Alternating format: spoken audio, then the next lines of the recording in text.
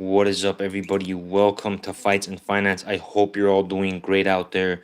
And today, April the 16th, 2021, almost 8 p.m. Pacific time here in Los Angeles, California. I present to you guys my thoughts and predictions as to who I believe is going to be winning tomorrow's main event fight between Kelvin Gastelum and Robert Whittaker. And guys, if you guys have been following this sport and you know the fighters, then you know that this fight is going to be an absolute war.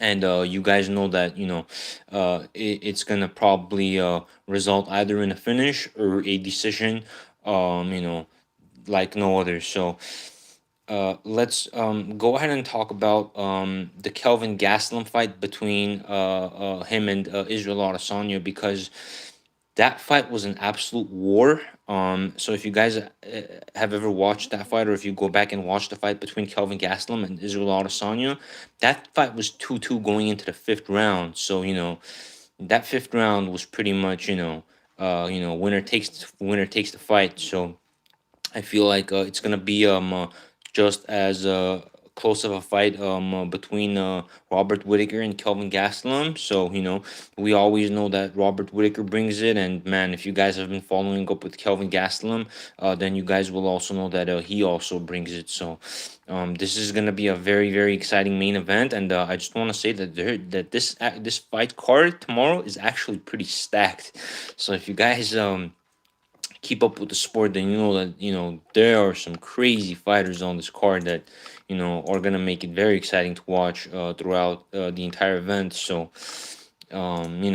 just to start off with the co-main event, besides the main event, we got Jeremy Stevens and Drakkar Close. And if you guys were actually watching the weigh-ins, Jeremy Stevens pushed Drakkar Close because he got too close. So I guess it was actually pretty funny because Jeremy Stevens at one point went like, "Hey, don't get too close," and that's the guy's last name. So I guess it is what it is. But yeah, they did have a push off, so there is some tension there between those two. And then the third fight is Andre Arlovsky against Chase Sherman. And I think if Arlovsky loses this fight, he just might get cut because just he's been in the game for so long. So and I don't know if he won or lost his last fight, but I think considering he's been in the sport for such a long time and is 42 years old, you know should say that it's about time. So let's see. He lost his last fight, so I'm pretty confident that he's gonna come out and try to get that victory tomorrow, considering he's 42 years old, lost his last fight. And if he loses this one, I think he's out just because of his age and just because he's been in the game for a long time, even though he was on a 2-fight win streak prior to his loss. So yeah, guys, and then let's see what other fight cards are on there. Abdul Razak Al Hassan against Jacob Malcone, and then we have the first fight of the main event, which is gonna be Luis Pena against Alex Munoz. And I'll never forget that Luis Pena guy just because of his big afro, and also because of how tall he is, and he's a very aggressive fighter too. So that's also gonna be a very fun fight to start off the main event. But just to quickly cover the prelim fights as well. We got Tracy Cortez against Justine Quiche, which I don't know. Alexander Romanov against Juan Espino. And that one looks like it's gonna be a good fight. One of them is 13-0, the other one's 11-0, and then Jessica Pan against Lupita Godinez. Well, I know Jessica, don't know the other one, and then Gerald Mearshart is fighting again. Austin Hubbard, Dakota Bush, and then the first fight is going to be between Tony Gravely and Anthony Burchak. So, yeah, guys, a good amount of new faces, some old faces, but yeah, guys, tomorrow's fight event is going to be absolutely stacked with cards, with fights, that are going to be very fun and entertaining to watch throughout the day. So let me go ahead and say that I actually intend on placing two bets, and one of the bets I intend on placing is Robert Whittaker. I feel like Robert Whittaker is going to beat Kelvin Gastelum, and I'll jump into the reasons in just a second. And the second fight I want to bet on, or actually the first fight I'm gonna bet on, just because, the main event is last, right? The other fight that I intend on betting on is the Luis Pena against the Alex Munoz fight. And I feel like Luis Pena has a pretty good chance to beat Alex Munoz. So I'll also jump into that as well. So let's go ahead and start with the Robert Whittaker and Kelvin Gastelum fight. So let me see here. Try to pull up their Wikipedias and get their stats and whatnot. And all right, here we go. So, let's go ahead and dissect this. So, Kelvin Gastelum against Robert Whittaker. Well, they're both stand-up fighters. They're both really good fighters. I don't think that this fight is gonna have too much of grappling or wrestling, and I feel like they're just gonna try to strike it out with one another and see who gets the better of who, and see who gets the victory. So let's start with Kelvin Gastelum. So Kelvin Gastelum was on a three-fight losing streak, and was finally able to get the decision win against Ayan Heinisch. I'm not really sure if I'm pronouncing his last name right, but you guys can find the information on Wikipedia. But again, Kelvin Gastelum was on a three-fight losing streak up until February the 13th, which is when he last fought and got the decision victory against Ayan. And Robert Whittaker, on the other hand, I think has been doing really well for himself and only lost to the champ. So I feel like Robert Whittaker is well aware that a win against Kelvin Gastelum will put him right back in the position where he needs to be to get another chance at the belt, considering he's won two fights straight ever since his loss to Israel Adesanya, which was for the belt. So yeah, and I feel like Robert Whittaker is absolutely much more hungry than Kelvin Gastelum, and I feel like Kelvin Gastelum is actually reaching his peak in terms of his career. I mean, he is 29 years old, but I feel like just his resume of winning and losing and not really being in like the top five is pretty much going to say a good amount in terms of how the fight is going to go in the first place. So I always do look at the stats, of course, and I think everybody should.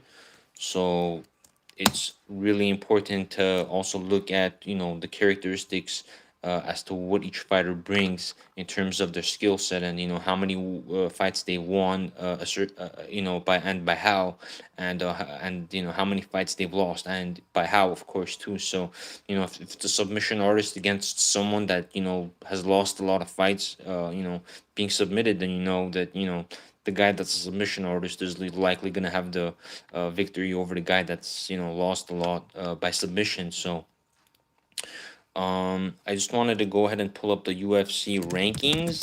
I just want to see where Kelvin Gastelum is, because I know that Robert Whittaker is up there, but let's see, Kelvin. Let's see, where is this guy? Okay, he's number 8. Okay, so here's what I'm talking about. Kelvin Gastelum is ranked number 8. Robert Whittaker is ranked number 1. So again, a win over Kelvin Gastelum tomorrow is absolutely gonna put Robert Whittaker in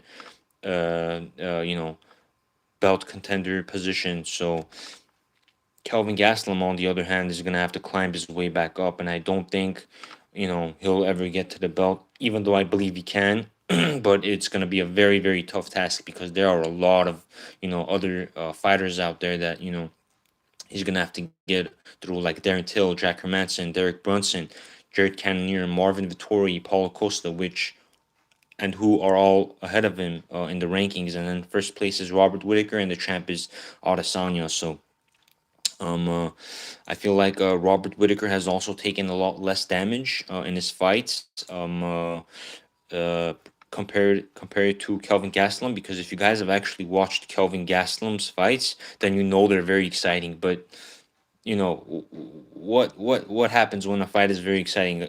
A fighter or the other fighter is getting a lot of damage, and that's when that there's a lot of action.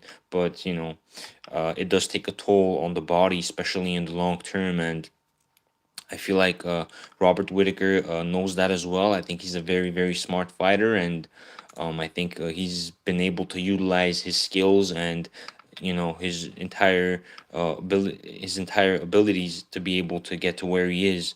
So um, mm, let's now go ahead and look at how each fighter has won by, and what each fighter has lost by. So looking at Robert Whittaker, he's got 9 wins by knockout, and he's been knocked out twice. Whereas Kelvin Gastelum actually has never been knocked out, and has 6 wins by knockout. So, Kelvin Gastelum, has a chin. So, let that ring a bell for you guys. But uh, Kelvin Gastelum has taken a lot of damage, throughout his fight. So I wouldn't be surprised if Robert Whittaker does hand him his first KO loss. And let me say one more thing regarding, not being knocked out and then being knocked out your first time. Remember Dustin Poirier too? Connor had never been knocked out before, but Dustin was able to do it. So, similarly in this situation, just because it hasn't happened before doesn't mean that it's not going to happen. So, 6 wins, by decision that Kelvin Gastelum has, but he also has 4 losses by decision. So, realistically, Kelvin Gastelum, I think, does have a pretty good ground game. I think he's got a good chin, and I think that that I think he's a good fighter. I just don't think he's really been able to put himself in the position to actually, you know, get the victories that he needed. Because I can say that I've watched most of Kelvin Gastelum's fights, and I can also say that the fights that he did lose via decision by, that thing that they were very close fights. I mean, let me say, let me say something about Kelvin Gastelum. This guy has never been, he's never been beat really bad. So all of his fights, he gives a good fight. So, he's gonna bring it, and that's exactly the reason why I say that tomorrow's main event is gonna be an absolute war, and a crazy fight. That anything can happen. So, and then Robert Whittaker, on the other hand, has 5 wins by submission, one loss by submission, 9 wins by knockout, 2 losses by knockout, and 8 wins by decision, and 2 losses by decision. So obviously Robert Whittaker has the better resume here. And was actually on like a what 1, 2, 3, 4, 5, 6, 7, 8, 9. He was on a 9 fight win streak up until he lost against Israel Adesanya. So Robert Whittaker's good, man. There's a reason why he's been able to get to the top, and there's a reason why he's been able to stay at the top. So Robert Whittaker is a very, very good fighter. I actually thought Darren Till was a bad matchup for him, but hey, he was able to do really well. So I feel like actually after watching the Darren Till fight, I can say that the Kelvin Gastelum fight is gonna be is gonna be crazy. Is gonna be a really, really good fight. I really see them punching each other on the chin a lot. So it's gonna be absolutely amazing to watch. So definitely can't wait, and it's gonna be one of the fights where I'm gonna be on my feet, because I am gonna be placing a bet. So, um, but I want to also go more in depth as to why I believe Robert Whittaker is gonna win. I feel like Robert Whittaker is just more of an active fighter, and considering Robert Whittaker, can easily win by decision in a fight. Let me see. Is it even 5 rounds? It's a good idea to let me see. Not really sure if I can find out right now, but doesn't really look like I really know at this very moment. But if you guys want to fill me in whether it's gonna be a 5 round fight or a 3 round fight, I think it'll be a 5 round fight for sure, considering it's the main event. So it'll be a good one for sure. But again, saying 5 rounds compared to 3, I think Robert Whittaker has more of a chance, to get those wins in those rounds, and score those points. So Um, yeah, I see Robert Whittaker winning this one. I feel like Kelvin Gastelum is actually a good matchup for him, but I feel like Robert Whittaker is just a little bit more skilled and more. How can I say this? He's just more. He's just a better tender fighter. So yeah, and then just to quickly go ahead and talk about the other fight that I wanted to place a bet on, which is the Luis Pena and Alex Munoz fight. I think that one is also gonna be a really good fight, but do see that Luis Pena will try to grapple Alex Munoz and try to get him to the ground and possibly get a decision victory or submission victory. So it is going to be a 3 round fight, but it will be a good one. So can't wait for it as well. But I do want to go ahead and share why why I believe um, Luis Pena will win the fight. So let's go ahead and dissect this as well. Let's see, where is this guy? Okay.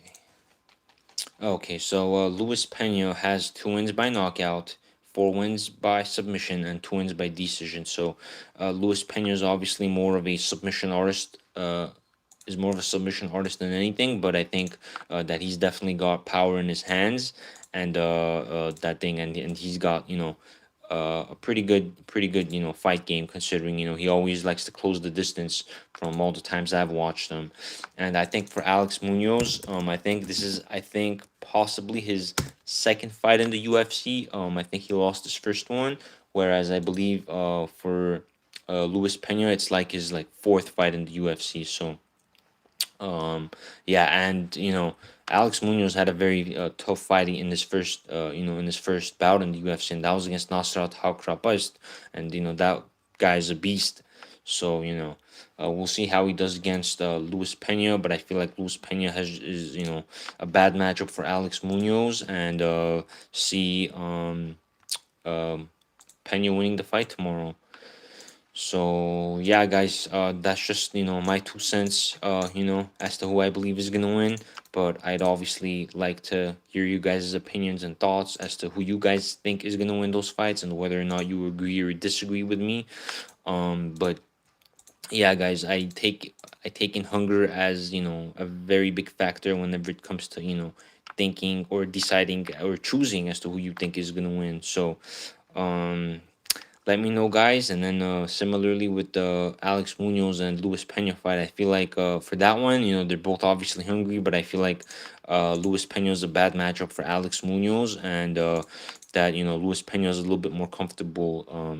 To be in the U is a little bit more is probably going to be a little bit more comfortable, considering he's already had several fights in the UFC. So yeah, guys, drop those comments, like the video, subscribe to my channel, and I'll catch you guys later. Peace.